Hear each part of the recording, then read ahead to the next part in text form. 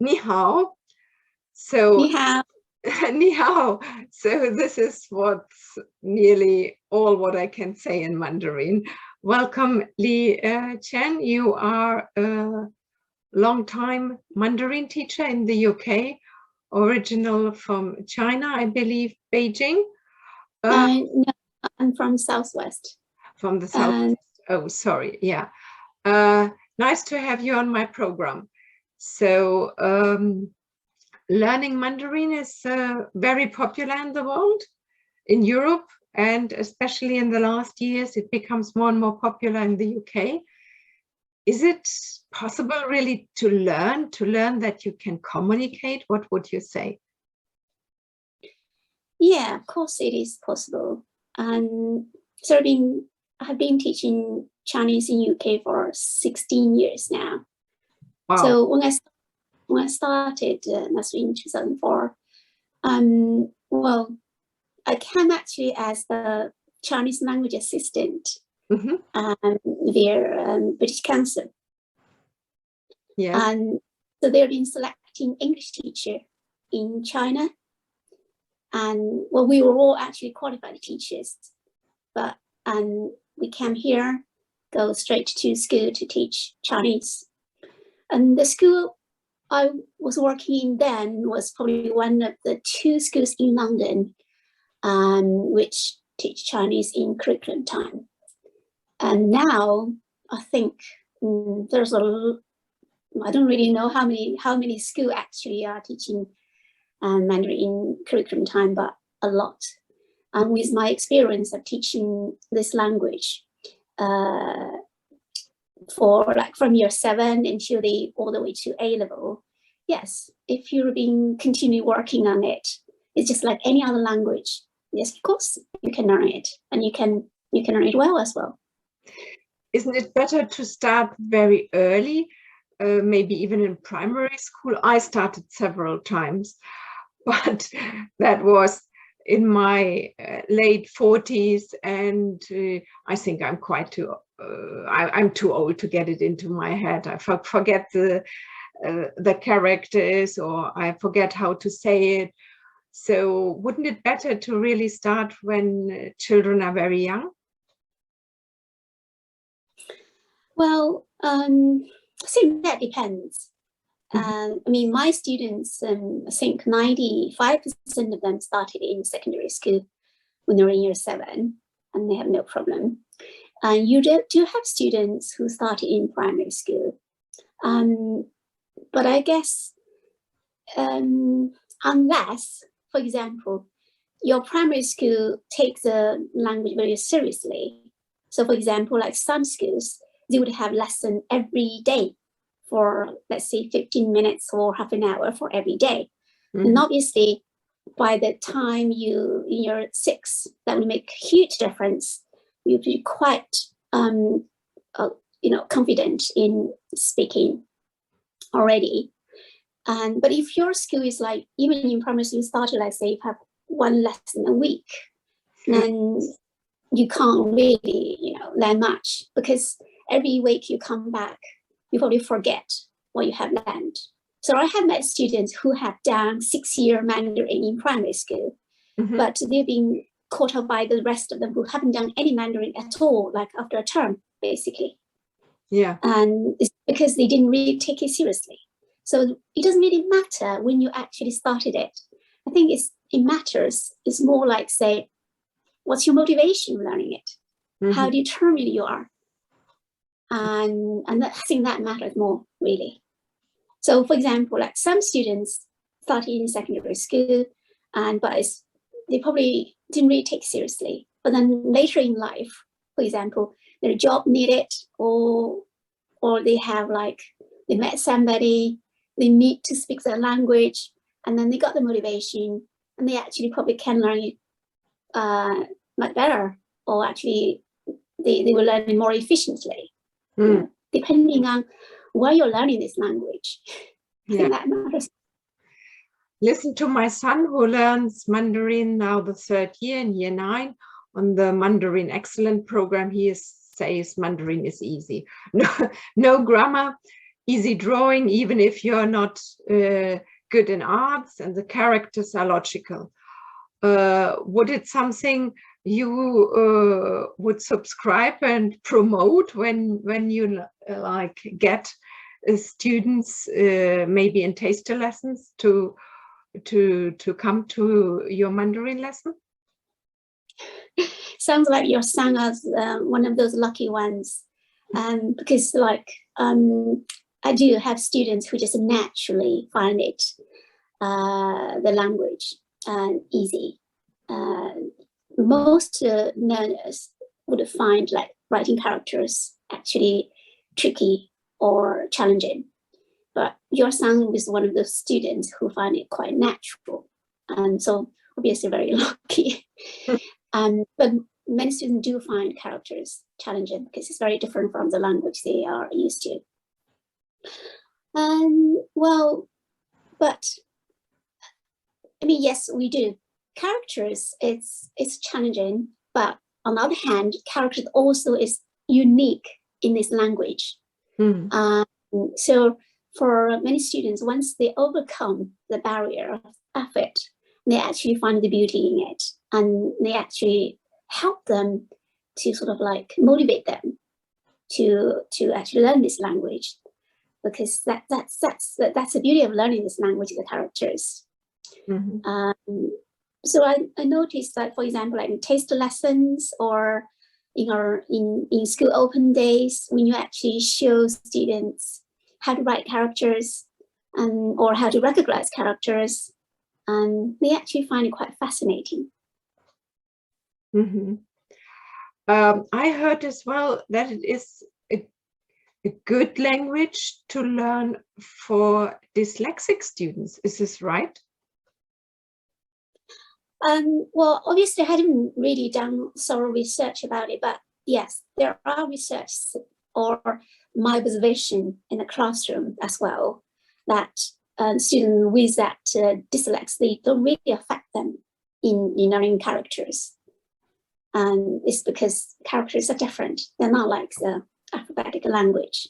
Yeah. And yeah, so actually, yeah, it doesn't really affect them. Cool. I touched the Mandarin Excellent program. Maybe you could explain for our viewers what is it? What the UK and the Republic of China has brought together there? Yeah, that program was it's been around for. Your son is in year 9, right? Yes. So that's 4 years. That's their. Well, actually, I think the first MAP program students would be now in year 11. So they're their first cohort now. So it's 5 year. Yes, it is a program. I think it's Chinese government and British government. I think it was the Prime Minister Cameron then. They started it. So I think the whole program is funded by the British government. Well, Chinese government supply with, for example, like teaching assistant, and then also like when they students, this whole program is like to want to encourage students who are gifted in language to sort of like have intense program, so they could learn this language at a really be sort of like so quite fluent in it, because they would have to learn they would have 8 hours a week, well, supposedly 4 hours in timetable and 4 hours in after school or homework. And then hopefully that when they are year 11, then they would be sort of like relatively fluent in the language, and then also can carry on with A level as well, learning it as the A level as well. I have seen some MEP students, because obviously they have more hours than the other students who are not on the program. And yes, indeed, I think many of them are, their level of Chinese is very, I would say, I'm very impressed with the level of Chinese they have reached because of that, time they dedicated to learning it.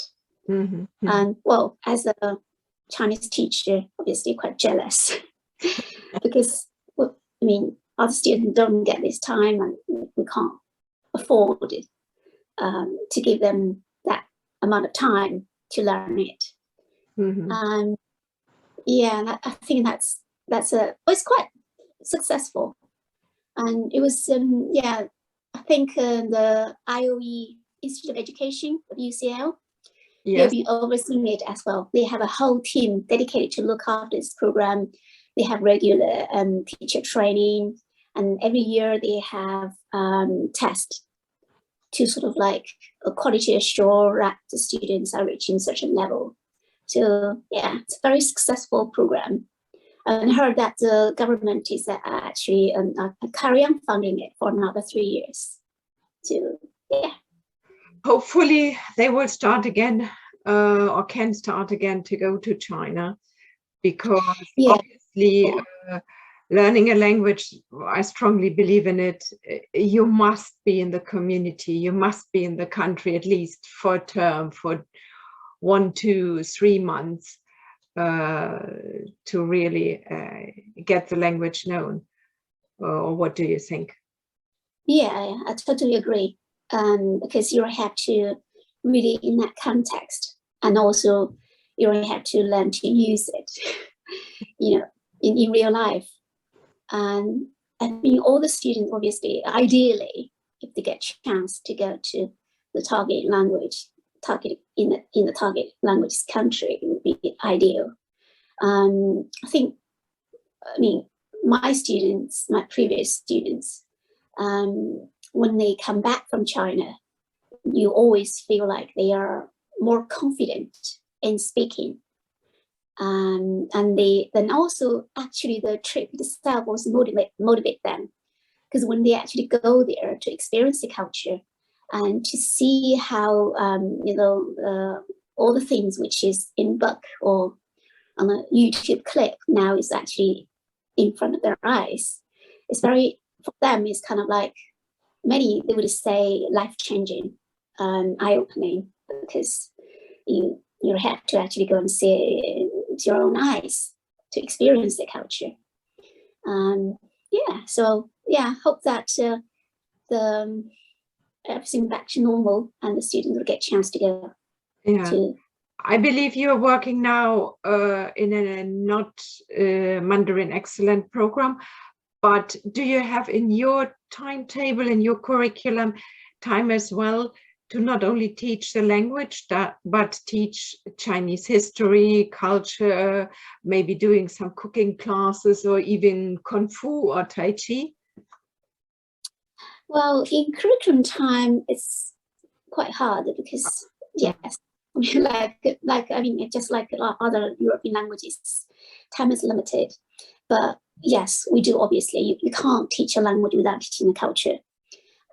So yes, we try to embed cultures, for example, like festivals, and also we will teach poems from year 7. Yes, because that's they're going to be assessed anyway. So literature, and yes, when they reach year 11, we initially you can just only do some short poems, and by the time when they reach year 11, you can start to sort of like they will be able to read short stories in Chinese as well.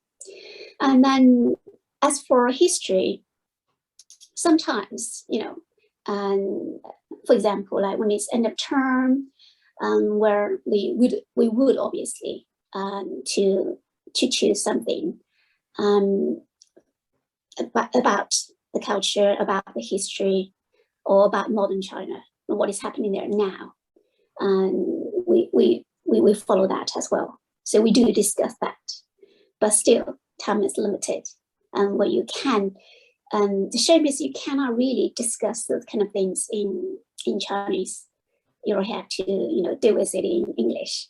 But and students seems like it, so it's worth it, even though you have to use some of the lesson time to teach it in English, but still it's worth it. Yeah.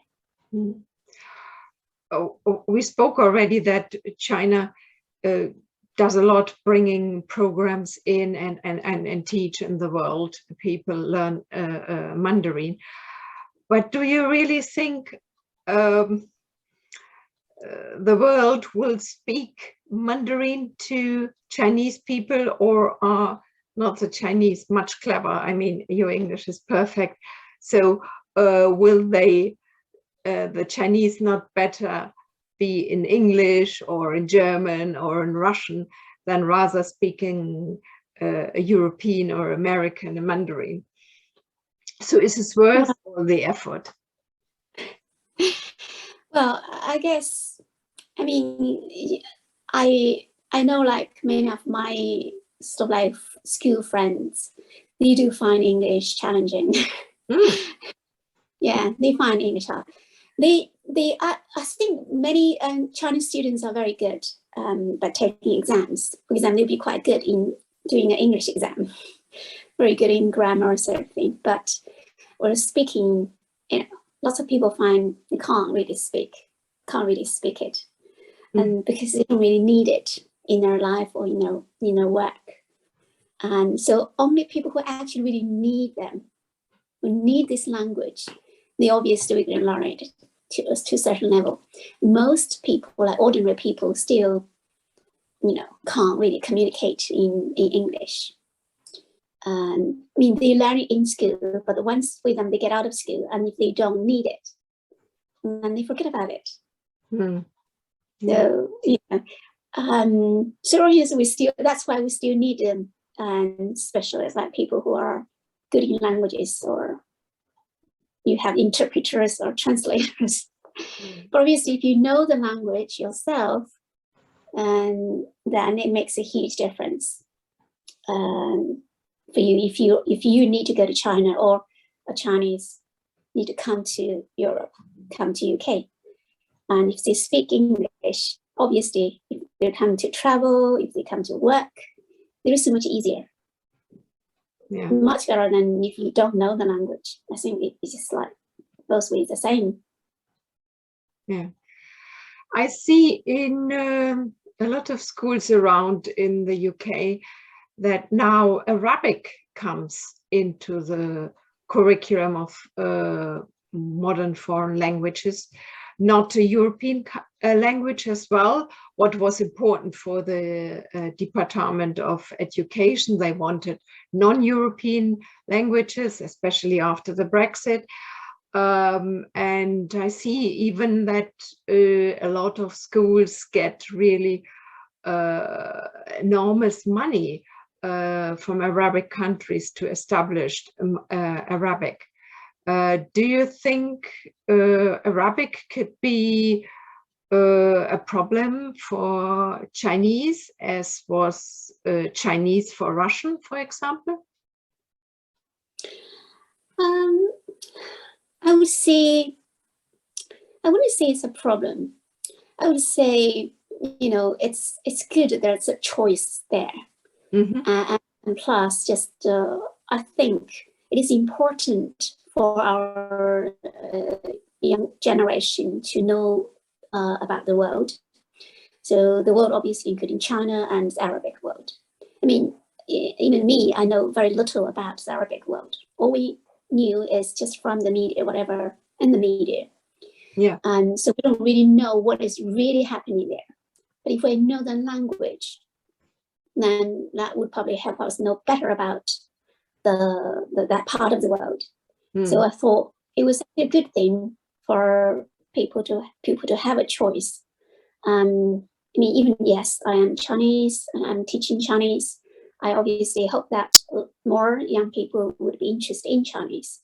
But I think it's also important that they got choice, and if they want to know Arabic, then obviously they could go to choose to learn Arabic. And then if they want to learn Chinese and got the choice, then you can go to learn Chinese. And sometimes I think it's more the parents. When I speak to parents, oh yeah, my child should learn Mandarin. But when you then come to the kids, it seems, and I heard it as well already, they say, oh, my parents decided I should learn Mandarin. So that's obviously not the students you want to have. Or do you see this situation as well?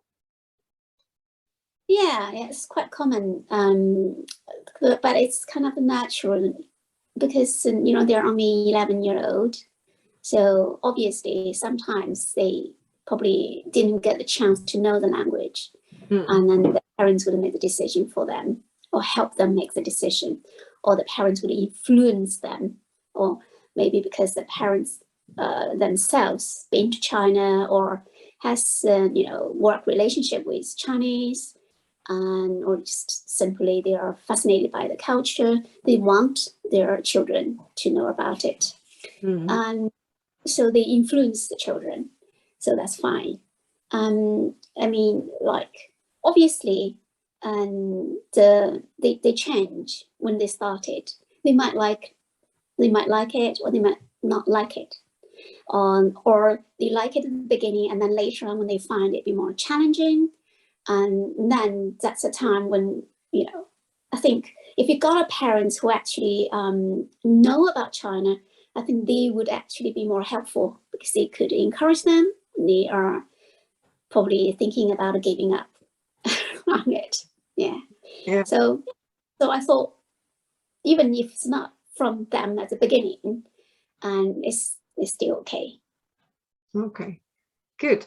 So I think, and I think you think the same, every language is worth to learn, even if it is only a language of a very a small country or nationality. It's interesting, and to look behind a language, what I always find very interesting. So travel and see the people. So thank you very much. I think I can say it in Chinese. 谢谢. Yeah, 谢谢. And then goodbye. That would be 再见. 再见, that's right. I can't say Happy New Year and Merry Christmas, but your son can teach you.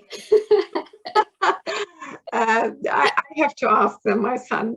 Yeah, it was good to speak to you. Okay. And yeah, good luck in the next 10, 16 years with your Chinese teaching. Okay, bye.